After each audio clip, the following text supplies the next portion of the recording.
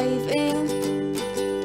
Hope comes and stops us in our tracks. Bravely we prove in our striving, trudging together each day.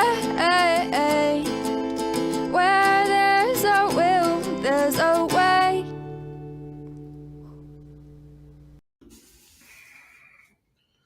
Good morning. I'll go ahead and let you read it. Yeah, those little furry fuckers. Oh, furry fuckers. Furry fuckers. Go back. I have no idea what mood I'm in. I'm not even awake. So, yes, happy hump day. Good afternoon, Mr. Leisure. I'm going to start calling you Mr. Cash. Mr. Cash. I've been spreading that around too, just so you know. I really don't say much online because nobody really follows me online. But yeah, hey, you two can. Okay, I'm gonna have to shut the door because the cat's got the zoomies, and they'll come running in here and they will knock everything down. They'll tear things. Yeah. All right.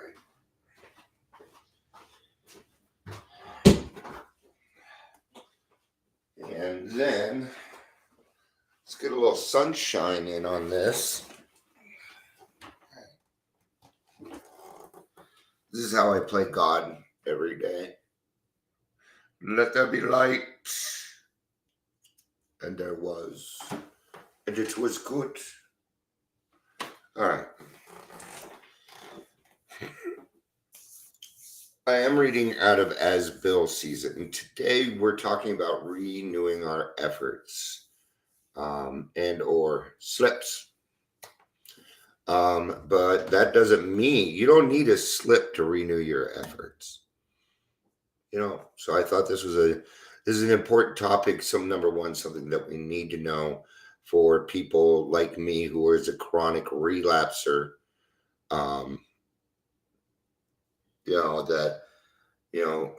The best thing about AA for me was that we don't shoot our wounded, and the level of patience and tolerance that my home group at the time had given me, which was Bill's Brownbackers. If it wasn't for them being patient and understanding what I was going through, I probably wouldn't have made it. A lot of us probably wouldn't have made it. We need that when we first come in. We need understanding.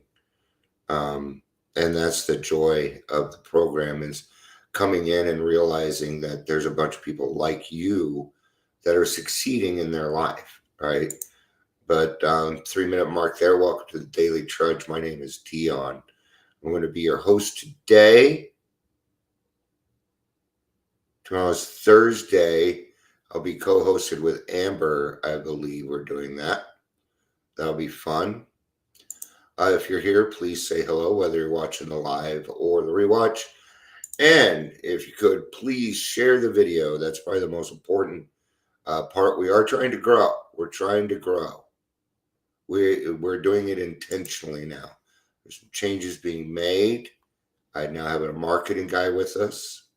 I have a web designer. I've got God. So that's why I was excited yesterday. It's going to be pretty cool. We're going to help. I'm just going to keep doing what it is that I'm doing, helping other people that are like me get their word out, help them speak their truth, to help them tell their story. Their stories are just as important as anybody else's. And yeah, so I'm going to get to read. I'm reading out of As Bill Sees It today, page 68. This was a letter that he wrote in 1958.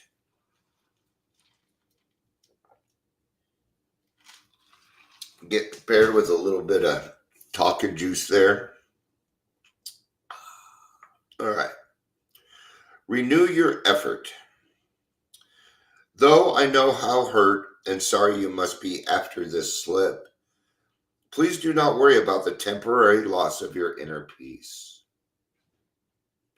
As calmly as you can, just renew your effort on the AA program, especially those parts of which have to do with meditation and self-analysis. I had a slip on my 4-step, and my sponsor said, okay, we reset the date. No biggie. I knew we were going to have to do that. And what he did is he took that day to recover steps 1, 2, and 3. We made sure that I had a solid 3 again, and then I was to continue on with my 4th. And what I was doing was renewing my efforts. I had to go back and do those real quick. I did not lose everything. No, it's a slip. Okay?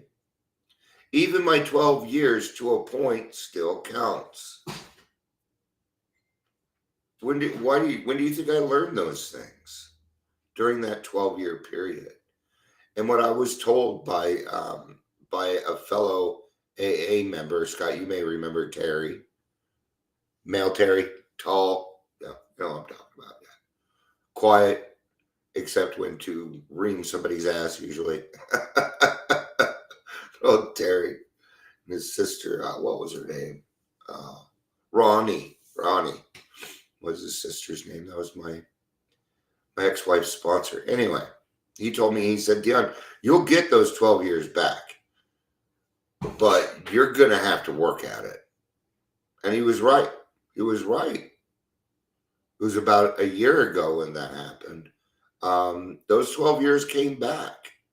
Not in the sense that I got, that suddenly I had 12 more years that I had. No, not in the sense of time, but in the sense of feeling, in the sense of I was at a certain spot, and then I kind of got to that spot, and it went further this time. So I'm really glad that my sponsor understood that me taking a drink, it was something beyond my control at the time. There wasn't anything anybody could have done about it except God. But I did not ask God for help. Okay? But what he did understand was I needed to have that connection with God. I had to have that, or I wasn't going to make it. And he knew this because I am a page 21 drunk. Doesn't change. I'm still a hopeless alcoholic, and that's okay with me. I'm fine with that. And that's okay because I understand some more now. Okay. I'm not just a hopeless alcoholic. I'm also an alcoholic with a lot of solutions because I've gone through those. I renew my efforts on a constant basis. Trudging together has been so many things that have just fallen apart. Okay. And every time I just renew my efforts because I'm just trying to find that sweet spot for us. And it finally hit, is what it did. And there's some people that don't agree that I'm going to go just strictly online, but it's my business. So, and that's what the team decided. I brought it up and they said, yeah, that's it. I think that's what we should do. So that's what we're going to do. Yeah. Could I also suggest that you look at the excessive guilt for what it is? Ooh, some truth here, right? Now, when people come into AA, we cannot pat them on the head and tell them that it is okay because it's not okay. That's a lie. No, my behavior was not acceptable. It was not okay. No. Okay. So I had to take this for what it is. Nothing but a sort of reverse pride. A decent regret for what has happened is fine, but guilt, no. Guilt in this situation is very selfish. Guilt leads to frothy emotional appeal. So what we're saying is, let's take the guilt for what it is. Reverse pride. That's all guilt is. Okay? We're extremists. We're either pieces of crap or we are the shit. Either way, it still deals with poop. That worked out really well for me. Worked out really well. Good. Thank you, God. All right, that was pretty good. All right. Yeah, it's all ego. And in a lot of senses, I'm still ego driven. Hey, we are. Hey, that's why I have to remind myself every day that I'm not God. I'm not. And then I remember how sucky that job is, and I go, thank God I'm not God today. I'm a free man. I get to laugh at stupid shit. I get to be offended by what I want to be offended by. Okay. So guilt, no, it's not going to do you any good. Where does that come from? Society did that to you. That's stigma. That's you putting your own stigma on you. When a person that with Tourette's says something that you don't like,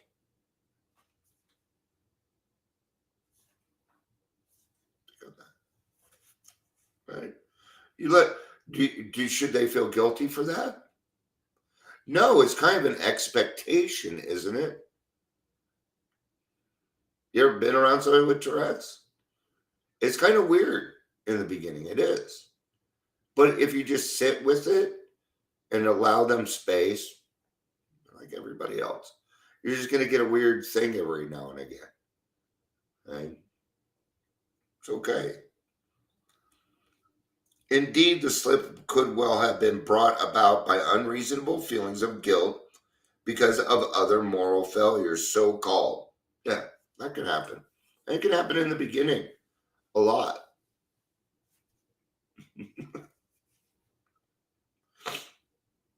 I'm gonna tell you, so my sponsor had another sponsee, Tim.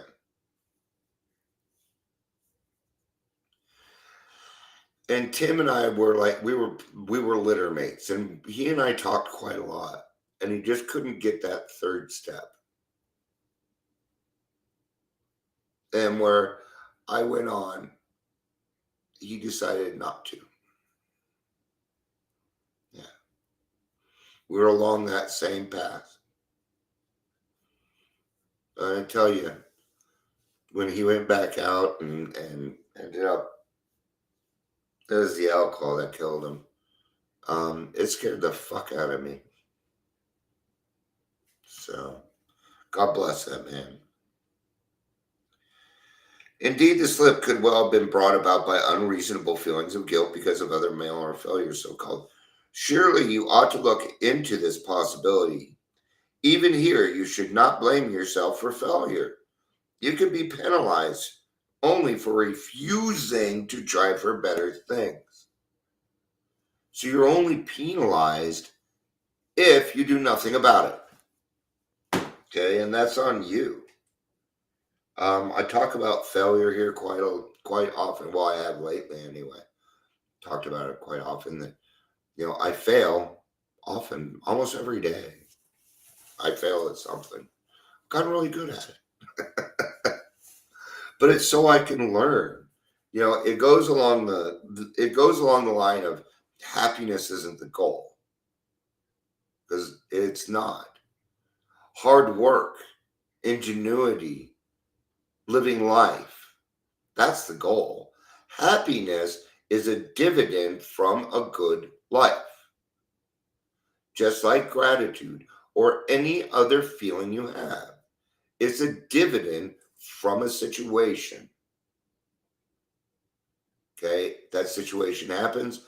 I feel this way. Now I need to decide which way I'm going to take this. And it doesn't matter whether it's bad news or good news. It does not matter. That is still the same process by which we should be aware of what is going on with us. Yesterday, I had a great talk with my friend Mark. Lisa, you know Hope. And he and I are getting ready to do so. It made me very, very happy, elated, because I love Mark. And we've tried some other things with other people. They just don't have the same intentions of me. And I told him, I said, Mark, I won't work with anybody but you at the moment. That's just how I am. Okay? Because he calls me up and asks me how I am. He understands my intention and why I stay broke. Right? Does that mean I want to stay broke? Fuck no. I need to end that. And that's coming to an end. And we're going to be able to do some work together. But the point on that is I got very excited about it, and I had to check myself immediately.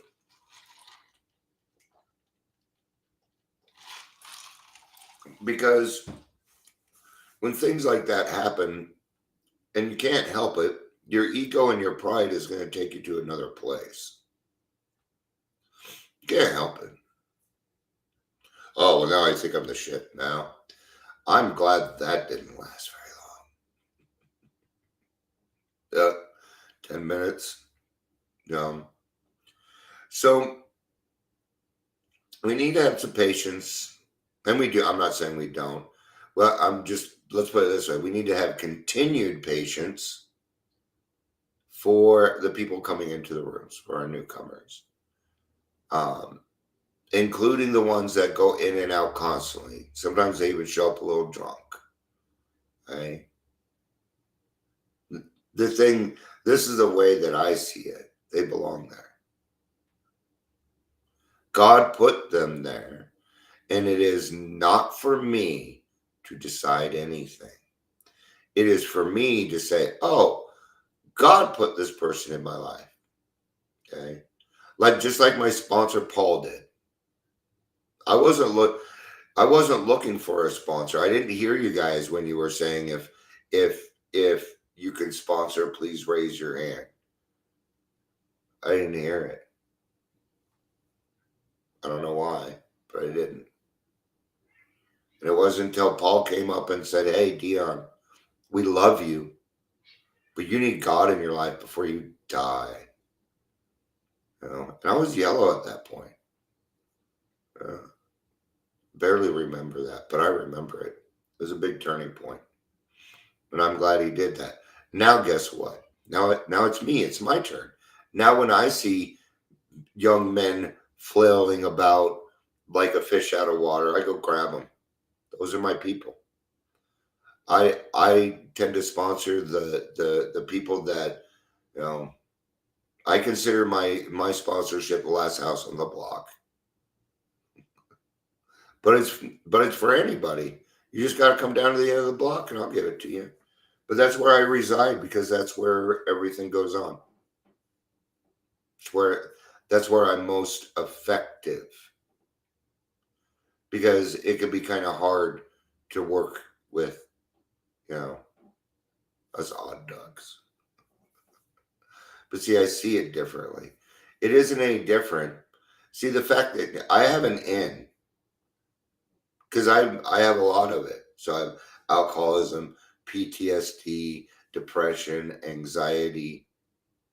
So I can usually fit in somewhere so that person can see, oh, well, even though he's loud and obnoxious, Dion's sober and it's working. He's got my back. And that changes that will change that person's flow. I really want to drink, but I got to talk to Dion later.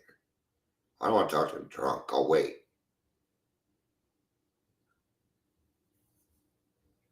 Yeah. All right. That's it. I got up just a little late, so I got to go get some other things done. Then I got a sponsee. going to the chiropractor today. Thank God. I'm so tired of being in pain. I don't even know if it'll work. I've never been. But they say it will. So, and I found out, I don't know how. I still don't believe it. But I guess Medicaid will cover chiropractic now. So, awesome. Did you know that the person, his name is, just real quick, his name is Brett Kessler. He is the man that made Medicaid start paying for dental work. Thank you, Brett. You can find his story on our show. He was like one of my first speakers, man. He was a great speaker. All right. Thank you, everybody, for being here. I love you. I love you. Peace out and have a day.